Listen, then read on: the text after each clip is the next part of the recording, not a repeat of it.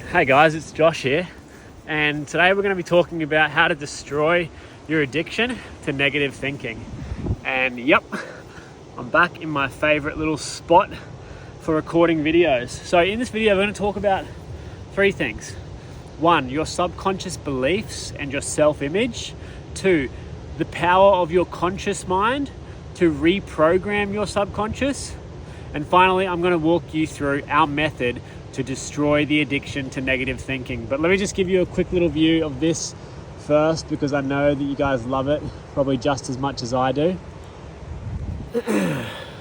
So yeah, I made this video earlier at home, but we live under a flight path and you can just hear the planes coming over, and it just fucks with the quality of the video. So anyway, I'm just going to start coming to this spot because this is a great spot.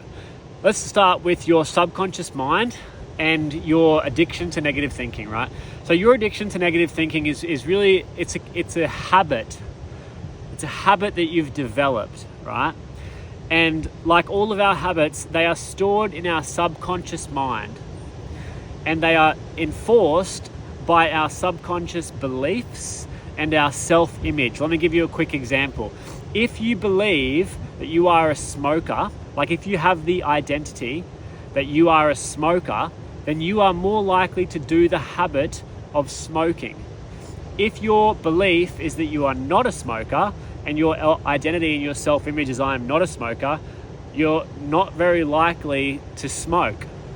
So your self-image and your subconscious beliefs determine the behaviors that you do. And your thinking process is a mental behavior, right? There's a field of study, actually, there's a kind of therapy, it's called cognitive behavioral therapy, right? And it talks about, your mental behaviors and like your cognitive behaviors. And so what we really want to do is we want to change our thinking behavior. If you're in a habit of thinking negatively, you want to develop the habit of thinking positively.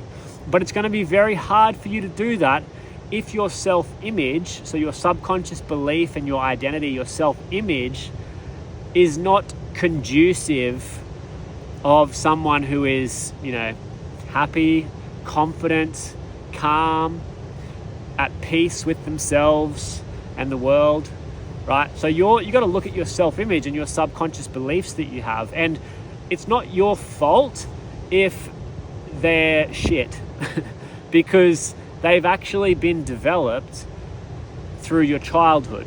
So when we're children, we are basically wide open for any information to come into our brain, right? Like we're just wide open when we have no filter. We have no conscious filter for what comes in. We're just receiving information, we're receiving experiences that we're having, and it's all just starting to form our self-image. It's starting to form our beliefs about the world, starting to form our identity. And again, when we're children, we don't have any reasoning factors because that part of our brain hasn't come online yet. And when we're children, we're just in this really deep learning mode. So we just take on all this information and we just kind of develop our beliefs and our sense of meaning, largely in childhood. And so if you're not experiencing what you want to be experiencing now, it doesn't necessarily mean you need to go and dig up your childhood and fix all of that, although in some cases it can be a little bit helpful to understand all of that. It's more about just recognizing that you've got this subconscious storehouse of like beliefs, habits, memories, self-image, identity, all of that. And also recognizing that it's your job to change it. Like you have to take responsibility for changing that because no one else can do it for you. That's your job, right? You have to do that yourself. And I'm going to tell you how to do that in this video, right?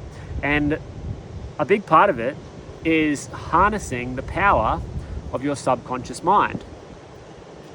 So I'm just switching arms because I'm holding my phone and my arms are obviously not that strong.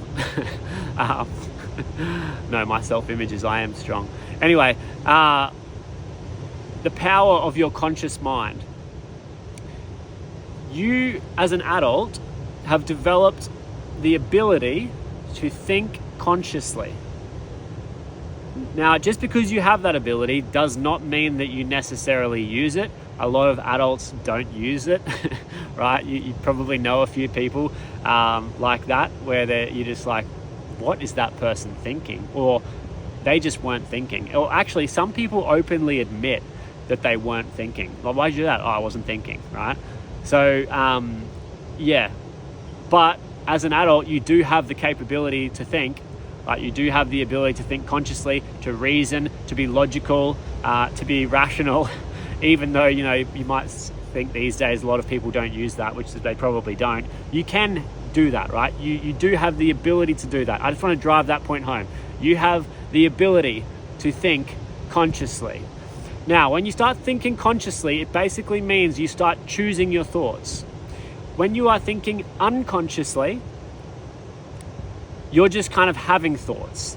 And, if you're having all these negative thoughts and you're doing that just consistently, you're not consciously thinking.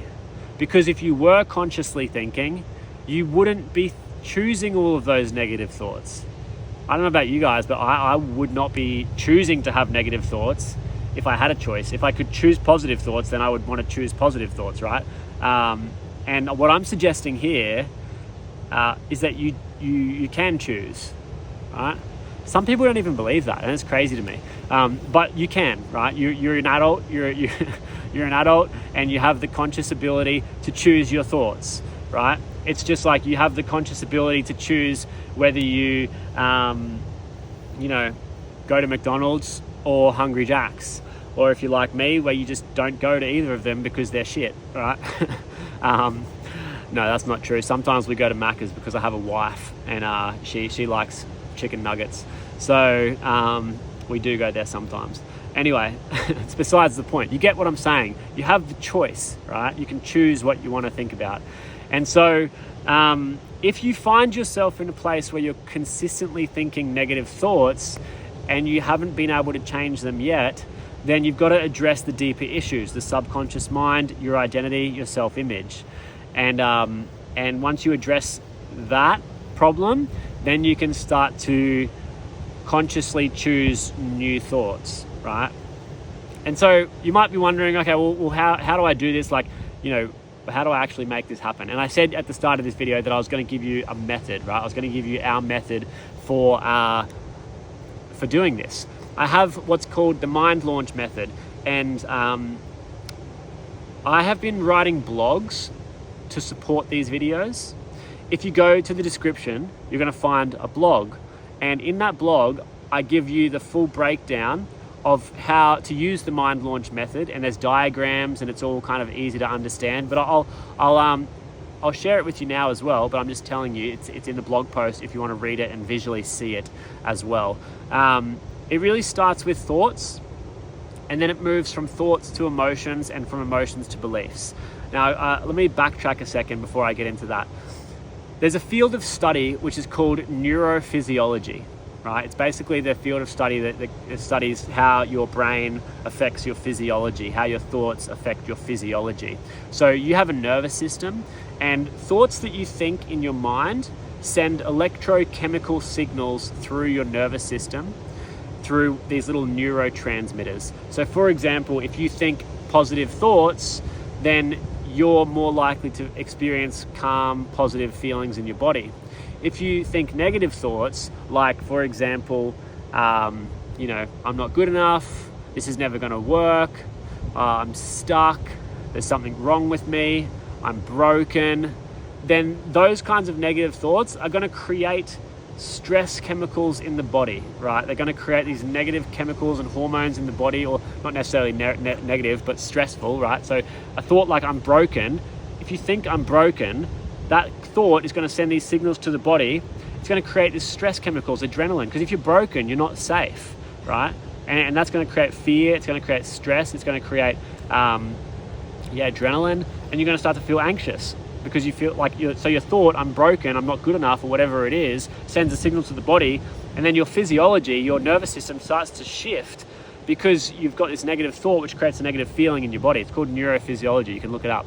And yeah, but the opposite is true as well. You start to think positive thoughts. I'm calm, I'm happy, I'm safe, I'm confident. You start to feel that in your body. You start to feel more open, you start to feel more relaxed, you start to feel more at peace, right? So that's really important. Now, here's what we do in the mind launch method. We change the thoughts first. So we give you a process to actually develop a customized plan where you have a list of thoughts that are in alignment with the goals that you're trying to achieve. And then we work out what is the associated emotions that you want to be feeling. So for most people, they want to be feeling calm, they want to be feeling clear, they want to be feeling confident, right? So we get the thoughts, and then we get the emotions, and then we work on developing new habits and routines to build the new mental habit of thinking those thoughts and then feeling those feelings. And if you do that enough times, you think the thought and you feel the feeling, you think the thought and you feel the feeling, you do that enough times daily, right, is suggested, then over time you start to develop a new belief. You start to develop a new belief about yourself, start to develop a new belief about the world. And when you have a new belief, what happens next is that you have this little part of your brain called the reticular activating system, and that actually filters out your reality based on your beliefs. So someone who's left in politics, you know, they are going to see all of the confirmation why their way is correct, and someone who is right in politics, they're going to see all of the confirmation about why they are right.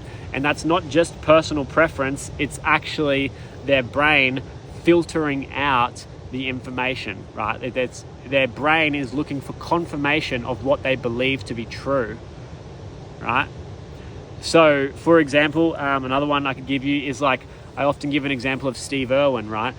You know, if someone threw a snake into a room with me, I would instantly be freaking out, and I'd be like, get this fucking snake out of the room, and I'd be stressing out, and you wouldn't want to be in a room with me with a snake. I'm not very good with them, right? Whereas if Steve Irwin was in the room, he'd probably just go and pick it up, and he would just take it out, and he would be really calm and relaxed. This is another example of why your beliefs affect your behavior. Now, some people, haters, skeptics, will say, oh, it's because of the experience. He's got a lifetime of experience, which has helped him be like that. Yes, it's actually true. He has a lifetime of experience, which has helped him to develop that belief, which has helped him to behave in that certain way. And so that's actually true, and I have already addressed that earlier in this video. The experiences that you have create the beliefs. And so you can't change the past, but what you can do with the mind launch method or something similar to that is you can actually start to create new beliefs moving forward by creating new experiences, by implementing new habits, by implementing new routines. And if you do that enough, you get the new belief. And then over time, you start to get the new reality, you start to get the new life, you start to get the new perspective. And then all of a sudden, one day you wake up and you're here making videos about how cool it is to work on changing your beliefs, right? And that's not the only reason I make these videos. It's because I've struggled with negative thoughts in the past. I've struggled with mental health issues, anxiety, depression, and it sucks. And it led me down this path of trying to figure all of this stuff out. And that's kind of what I've done now, right? And it's why I make this video, and it's why I make the blog post. So go check out the blog post. It's under here. That's the video. Thank you for watching, and I'll see you in the next one. Like, subscribe, leave me some comments. I love hearing from you guys. And I will see you next time I'm back at my beautiful little location here. All right. Bye.